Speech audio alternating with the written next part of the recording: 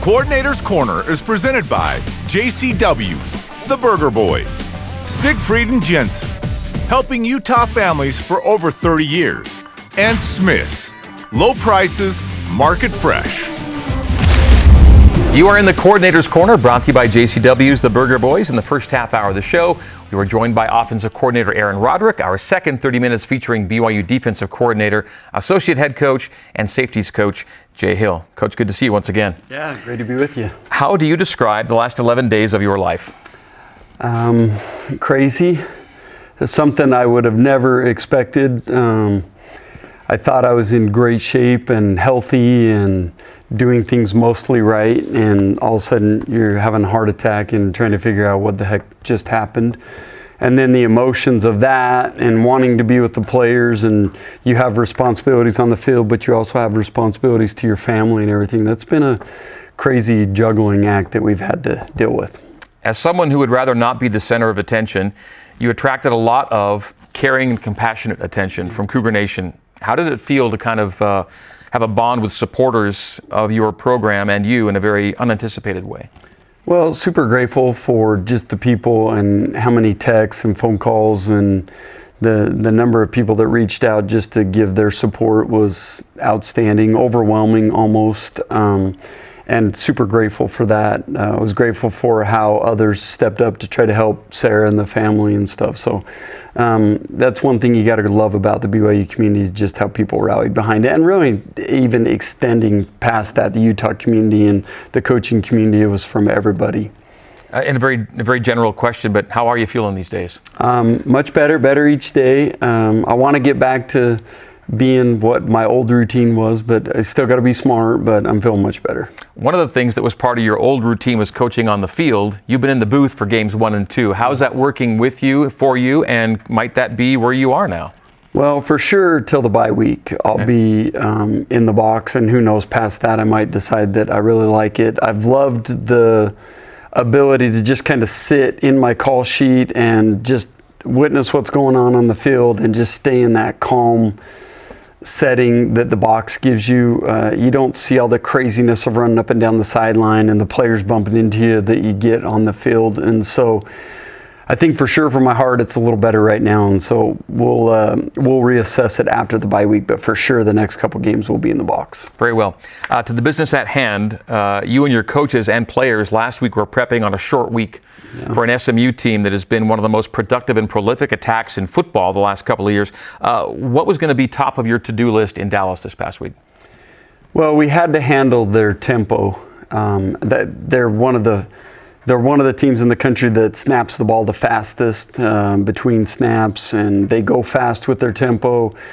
The other thing we need to stop the run and try like crazy to make them more one-dimensional. If I felt like if we could handle the tempo, stop the run, we were going to put ourselves in a good position to win. Let's get into the game a little bit, and I'd like to start with the coin toss, because under Kalani, BYU's won 50 tosses, and they've deferred on all 50. SMU wins the toss, and they say we want the football. Tells you what you need to know about that team's mentality, I think, right? Well, so they had been averaging 54 points at home over the last 2 seasons. Yeah. And I think we had won 9 straight. It was the 9 straight wins, yeah. I think that they were wanting to get the crowd involved, and they were wanting to get the players like, hey, here we go again, type mentality. And it was huge for us to get those early sacks, to get the 2 3-and-outs in the first 2 drives. And quite frankly, I like when offenses want to do that. It's a great challenge to me, and it's a great challenge to our players that I think they stepped up great and handled it well. Yeah, that first defensive series, it was a 3-and-out, as was the next, and those back-to-back TFLs on 2nd and 3rd downs, forcing a punt, really tone-setting plays, right? Oh, absolutely. And, you know, just here, we got after Stone, the quarterback, really good early in the game. They actually ended up benching him for the sacks that he took. I can't say enough about how the players executed the game plan, the things that we had drawn up. I mean, it was just like things were coming through clean, and the players executed them so well, and their mindset when their backs were against the wall. I just can't say enough about the players and how they handled that game. SMU had been using both guys, but Stone's the starter, right? And it was and he got the second series as well. And it was another BYU sack. I think Blake Mangelson this time, an 11-yard sack. He had an excellent game, by the way, Blake. We'll talk about him later. But yeah, those first 2 series, Stone's not feeling real comfortable, and you were getting in the backfield. Well, I challenged the secondary to do a good job with their disguises, and I thought they did a great job of just keeping the quarterback uneasy in the pocket, and I thought the pressure ended up showing up early on in the game. And you know, when you're hitting quarterbacks early and they don't know exactly what the coverage is doing, you're putting yourself in a good position to be successful, and that's exactly what happened with him. He got sacked 3 times, and they were potentially hard hits too. So I thought we executed well. Yeah. So going back, it was 2 series of Stone, no first downs. They went to Jennings on the next series. It was almost exclusively Jennings. We saw the 1 series from Stone there in the second half, but almost exclusively Jennings the rest of the way. You need to see both guys, but when you force Stone out of the game, you get a different look, and they're not exactly the same guy back there, are they? They're not, and Jennings was a little bit more athletic. I think they feel like Stone throws it a little bit better, but Jennings was more athletic. I think he added something as far as escaping some of the blitzes that we were doing, and you know, he did a lot of good things for him, but it goes back to, I just felt really good about the way our guys contained the quarterback in the pocket, and the secondary did a great job disguising, and the linebackers showed up all night. Coming into the game, SMU was a perfect 9 for 9 in the red zone, but a theme Friday night was them getting into scoring position and coming up empty or having to settle for field goals. It was Kevin Jennings' first drive, I think. He gets SMU to 1st and 10 at the 15, but it turns into a 4th and 1. Ends up being a turnover on downs. It was. This is the sequence here. So this was a huge just sequence in the game. If you'll see, we run a blitz on 3rd down, and really should have sacked him. The linebackers got to stay a little tighter here. Here's your 3rd down.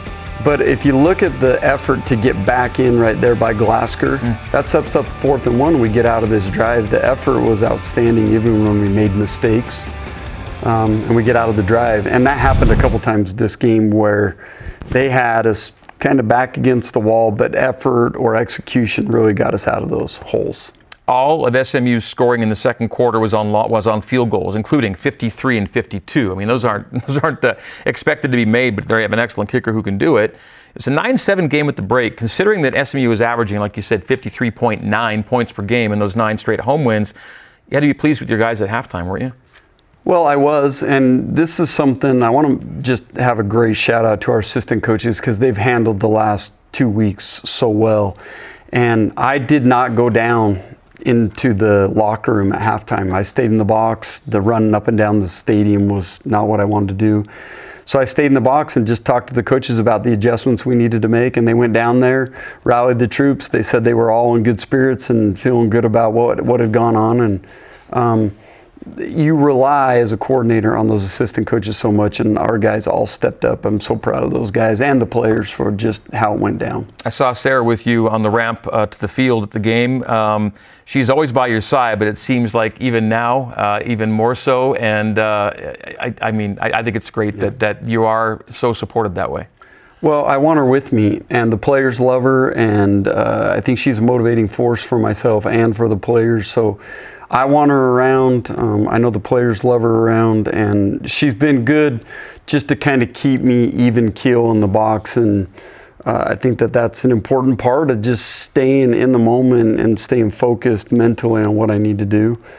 She's been a huge, obviously, asset throughout my career, and especially the last couple of weeks. If you keep winning games with Sarah always there, she might just be a fixture from here on out. Well, she's been begging for a headset for 20 years, and so her being closer. In the box is just one step closer. Right? All right, when we come back, how the BYU defense helped lock down the Cougars' Friday night win in Dallas. You can get ready for BYU and Wyoming this Saturday with BYU Sports Nation Game Day's expanded pregame coverage beginning 2 hours prior to kickoff at 7 Eastern, 5 Mountain on BYUtv.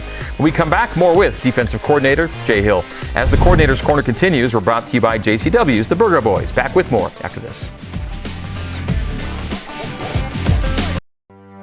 Jennings takes a snap off his right hip and throws intercepted by the Cougars at the far boundary. Picked off, and Mark Collins has his 6th career pick, first as a Cougar. The defense stands tall and makes a massive play, protecting a 3-point lead. Welcome back to the Coordinator's Corner. BYU Defensive Coordinator Jay Hill, my guest, looking back at BYU's 18-15 win at SMU last Friday before we could look ahead to BYU and Wyoming this week. The Cougars trailed 9-7 at the break and would go down 12-7 before an Enoch Nabahine touchdown run and a Keanu Hill two-point conversion gives BYU the 15-12 lead. Then came, Coach, two massive sequences early in the fourth quarter. Takeaways number 2 and 3 on the night for BYU. The first came on that 2nd and 10 at the BYU 20-yard line. SMU driven all the way from its 9-yard line, so a long drive going. They're expecting points, and Mark Collins expected to make a play. Well, Mark's one of those guys that's pretty special to me. I've coached him for a long time. I'm excited to have him here at BYU with us, and he's made huge plays throughout his careers, and a lot of them in moments like this when we most needed him, and that's just such a great job to catch the ball, keep his feet in bounds, and I don't know about the celebration, but but I do love the play. It makes me happy to watch. And kind of a reverse toe tap with his back to the sideline. Yeah. So he's got that ability. He's got ball skills. In high school, he was a wide receiver mostly. I really loved him back in 2008 when he first came out, and he came in that year and ended up being a starter as a true freshman. And so Mark and I have been through a lot together. It was fun to see him make that kind of play in such a huge stage in such a critical part of the game. Yeah, I mentioned on the call there, it's his 6th career INT with 5 of them happening at Weber State. On the ensuing BYU offensive series, SMU picks off a pass deep in BYU territory. Credit to Braden Kime, by the way, for keeping Jared Harrison Hunt out of the end zone. So they were first and goal from the 3, Holding backed them up. So they're first and goal now from the 13. Next play. Great example of playing to the whistle first and foremost, and then if you see a loose ball, get on it. And they reviewed it, and Jacob Robinson gets the fumble recovery on the Brashard Smith fumble. Really key stage here. Well, so one of the things that goes unnoticed is the play right before that, or the first play. Batty just penetrates the defense and knocks the guy back and forces a holding call. And then the very next play, we're backed up because if this run occurs at the 3-yard line, it probably scores. Yeah. Right, and so because of the holding call and the play that Batty made the play before, it gives us an opportunity. And this is a player trying to make a play. It's something obviously he shouldn't do, but that's a fumble. I mean, the knee's never down, that's a fumble. And huge play for us. It was opportunistic. And the other thing that's a big deal right there, Jacob Robinson jumping immediately on the ball is the only reason they award us that fumble. If it's bouncing around and they blow it dead, then it's over. But him jumping on the ball so quickly, they had to award it to us. Rulebook says if there's no immediate recovery in the ensuing action, it'll stay with the offensive team. Exactly right. Yeah. So SMU eventually ties the game at 15 on a school record, by the way, 5th field goal from Colin Rogers. But great, 5 field goals is a record, but they were field goals, no touchdowns. I think it's their first time in 8 years without a touchdown. Well, that's a huge stat, and especially for that offense. I had given our defense 4 goals, and I can hit them real quick. We needed to keep them under 3.3 yards of run attempt. We needed to keep them under 103 pass efficiency rating. I had talked to him about being under 45% touchdowns in the red zone and to limit those attempts in the red zone to 3 or less. And I felt if we did those things, we were going to be great. Well, holding them 0 for 5 touchdowns in the red zone was a huge stat in this game, and just how they stepped up and got out of those drives was huge. BYU under Kalani, when the defense goes 3.5 yards per rush or less, is now 29-12, and you've won your last 7 games under that number. It's a good benchmark for you to want. Well, that's a big benchmark for us. We always want to stop the run, but when you do that and you hold opposing quarterbacks to 75% pass efficiency rating, I mean, that's just dominant football. Okay. So SMU does tie it at 15. Will Farron gives BYU the lead 18-15. It came down to really just 4 plays, 4 downs they would get in the closing moments, and it was all from the SMU 40. I thought it was appropriate that the defense be on the field to essentially win the game for BYU on this night.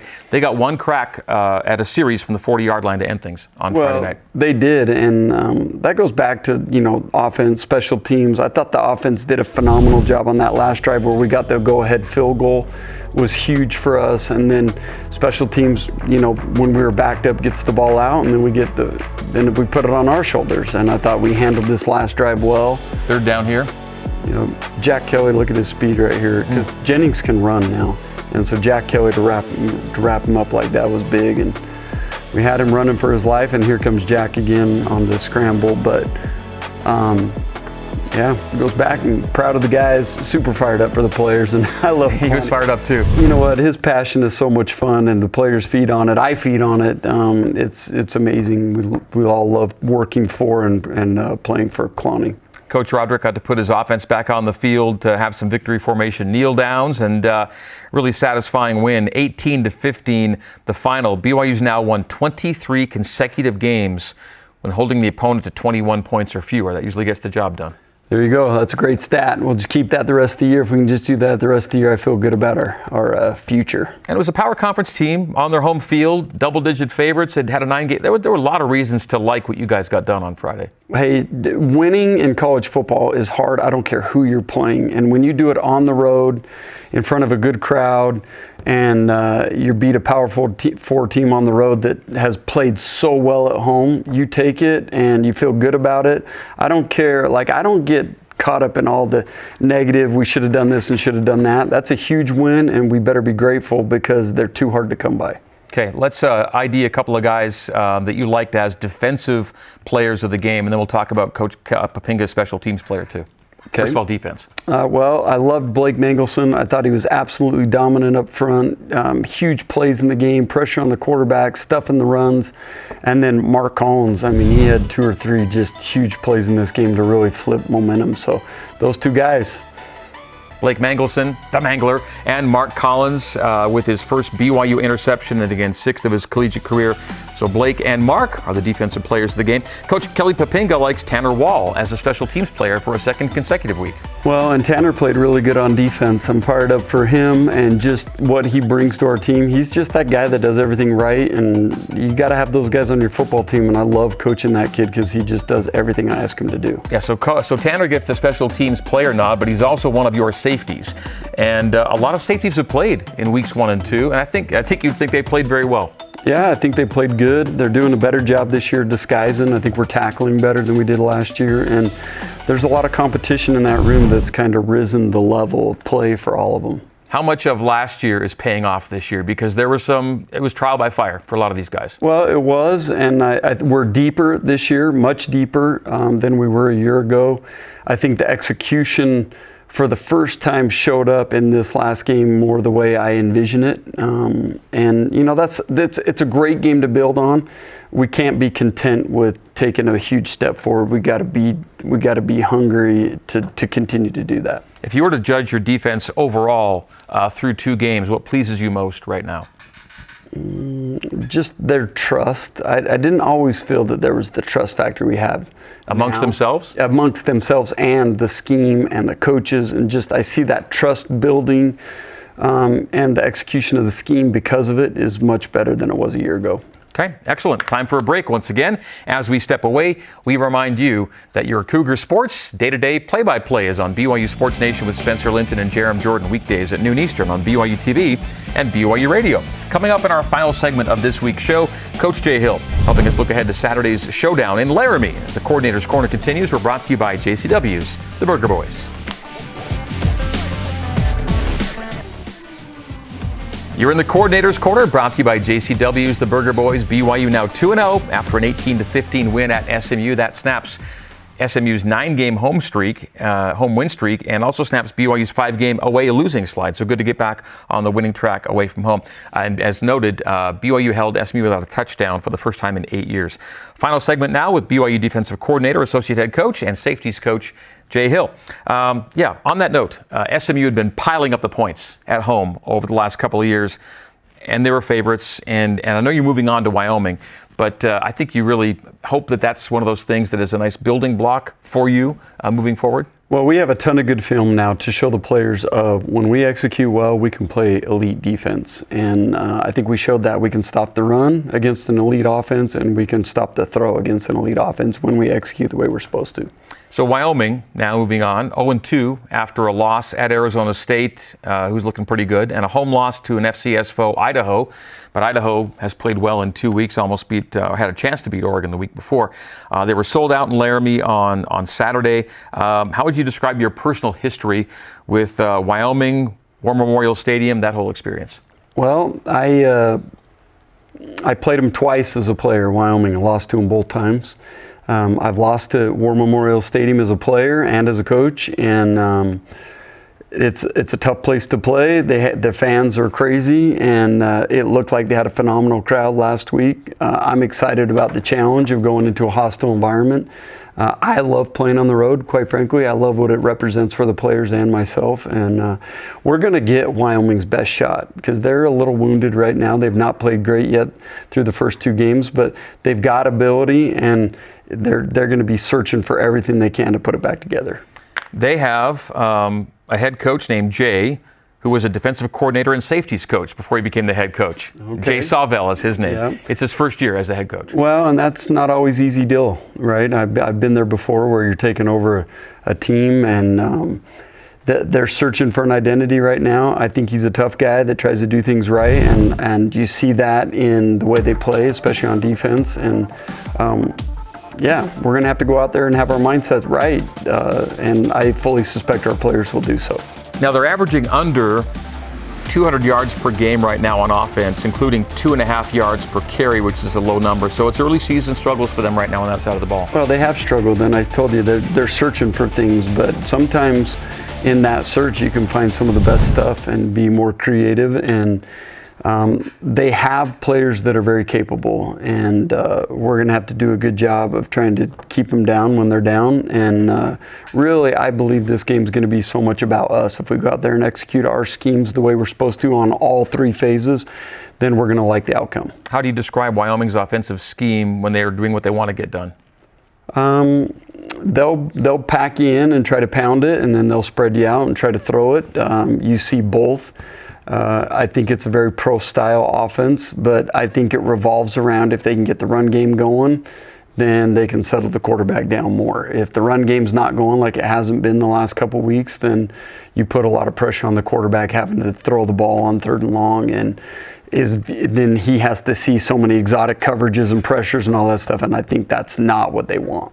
Wyoming's defense hasn't recorded a takeaway yet through 2 games. Your defense has 4 takeaways in 2 games, including 3 in the SMU game on Friday. It felt like those takeaways were as much a factor in the victory as anything.